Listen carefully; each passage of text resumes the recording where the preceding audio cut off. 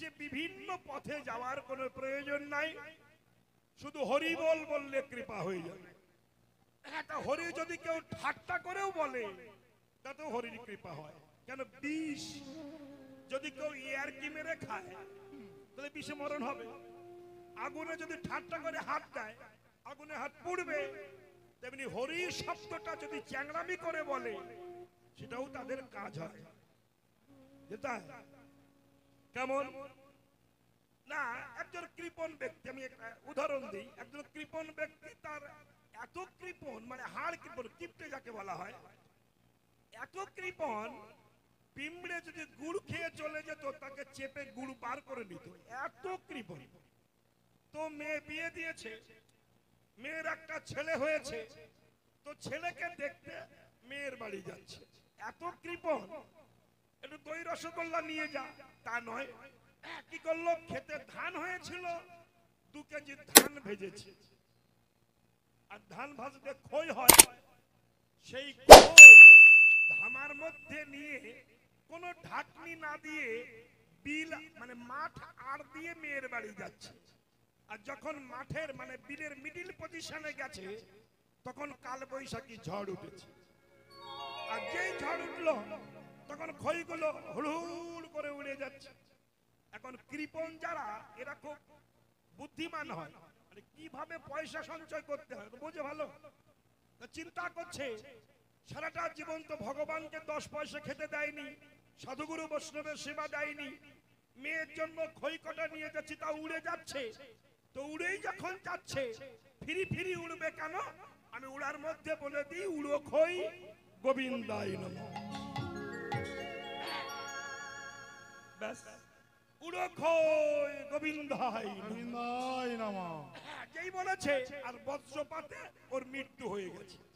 আর যখন মৃত্যু হয়েছে সেই সময় আত্মা যমালয়ে চলে গেছে।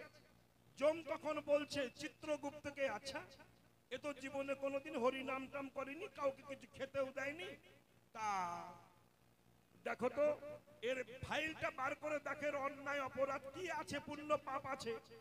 তো চিত্রগুপ্ত ফাইল বার করে দেখলো সব জায়গায় 0 0 0 0, লাস্টের পৃষ্ঠায় মাথায় লেখা আছে উড়ো খই গোবিন্দায় নমঃ। কি হবে মহারাজ, এ জীবনে কিচ্ছু করেনি, উড়ো খই গোবিন্দায় নমঃ বলে এই জীবনে একটুখানি পুণ্য করেছিল।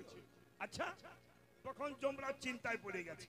কেমন, আমি খুন খারাপি করলে, চিটিংবাজি করলে, বিশ্বাসঘাতকতা করলে, আমি তাকে ডাকাতি করলে, চুরি করলে তাকে শাস্তি দিই, কিন্তু মৃত্যুর সময় উড়ো খই গোবিন্দায় নমঃ বললে যে কি পাওয়া যায় এটা তো আমি জানি না।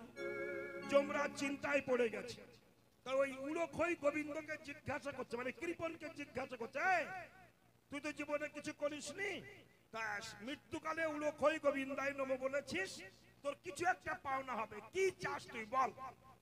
তখন কৃপণ তো খুব বুদ্ধিমান, এই কথা নয়, খুব বুদ্ধিমান, সে ভাবলো তাহলে তো একটু কাজে লেগেছে কথাটা। তো বললো মহারাজ বলতে হয় তাই বলেছি, করলে কি হয় তা জানি না, যা হয় আপনি বিচার করে দিন।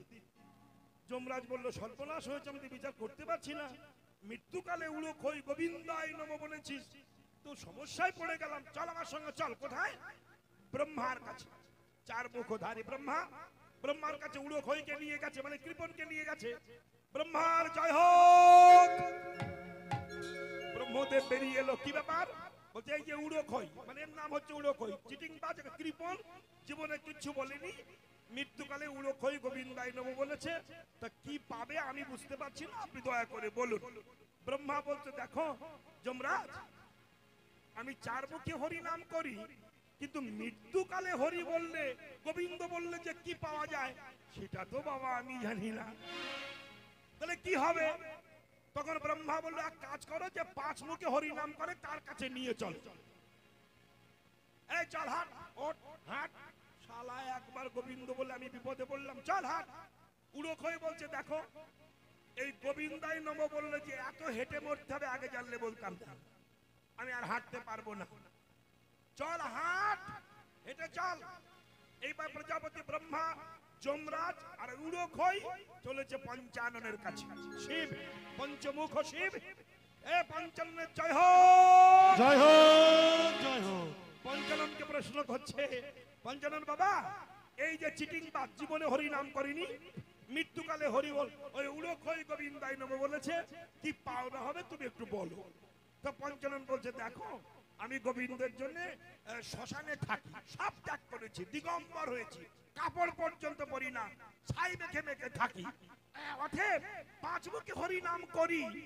কিন্তু হরি বললে, মৃত্যুকালে গোবিন্দ বললে যে কি পাওয়া যায় সেটা তো আমি জানি না, মহা সমস্যায় পড়ে গেলাম, উপায় কি? তখন পঞ্চানন বললেন, যার নাম বলেছে তার কাছে নিয়ে চলো। হরে কৃষ্ণ। ওখানে এটাকে ভলিউম বাড়াতে হবে কিন্তু, শুধু মনিটা। হরে কৃষ্ণ। যারা রে, তাহলে বিষয়টি কেমন? আস্তে আস্তে এমন বিষয়টি হয়েছে। এইবার কোথায় যাবেন? ঠিক আছে থাক, এবার কোথায় যাবেন? এইবার ওই উড়োখই গোবিন্দ বলছে, দেখো আমি আর হেঁটে হেঁটে পাচ্ছি না, আমাকে কাঁধে করে নিয়ে যেতে হবে। যেতে তো হবে, কাঁধে করে নিয়ে যেতে হবে, বিপদ কি হবে? তখন তার গাড়ি ঘোড়া ছিল না, ইঞ্জিন ভ্যানও ছিল না, টোটো ছিল না, অটো ছিল না, তখন ছিল পালকি। তা পঞ্চানন শিব একটা পালকি নিয়ে এসেছে, পালকের মধ্যে উড়োখইকে ঢুকিয়েছে। দেখুন একবার বললে কি হয়, ঢুকিয়ে নিয়ে ব্রহ্মা, পঞ্চানন আর যম কাঁধে করে বৈকুণ্ঠে নিয়ে যাচ্ছে। উড়োখই চিন্তা করলো, একবার গোবিন্দ বলে যদি তিনজনা কাঁধে তুলে বৈকুণ্ঠে নিয়ে যায়, তাহলে পালকির দুদিকে ফাঁকা থাকে, তা আম বাগান, কলা বাগান, বেল বাগান সব ভেদ করতে করতে ফুল বাগান দিয়ে যখন যাচ্ছে, তখন দু হাত দিয়ে ফুল তুলে বলছে, গোবিন্দাই নমঃ, গোবিন্দাই নমঃ, গোবিন্দাই নমঃ। ব্রহ্মা বলছে, এই শালা চুপ কর।